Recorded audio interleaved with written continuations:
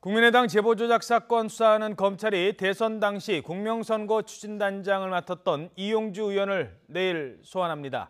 수사가 막바지를 향해 가고 있는 가운데 검찰은 이용주 의원을 상대로 제보 검증과 공표 과정을 집중적으로 추궁할 것 같다고 합니다. 취재기자 연결돼 있습니다. 차정현 기자.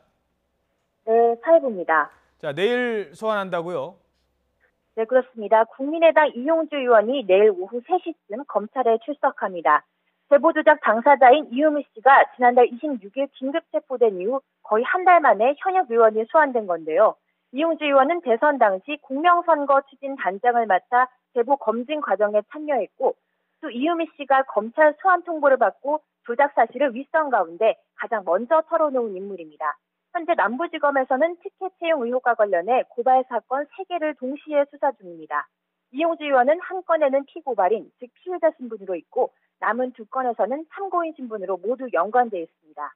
지난 5월 2차례 폭로 당시 직접 발표했던 공명선거 추진단 부단장 김성호 전 의원과 김인원 변호사는 당시 기자회견 개최 결정은 본인들이 결정했다며 선을 그었습니다.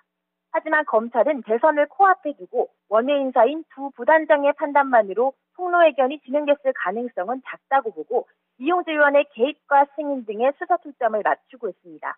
검찰은 앞서 발표자인 공명선거 추진단의 제보 검증에 책임이 있다고 한 만큼 단장을 맡았던 이 의원을 상대로 정의 과정을 집중적으로 추궁할 것으로 보입니다.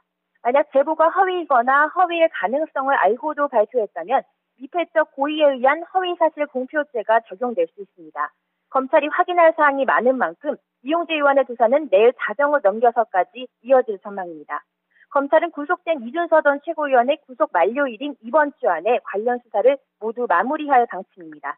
지금까지 사회부에서 전해드렸습니다.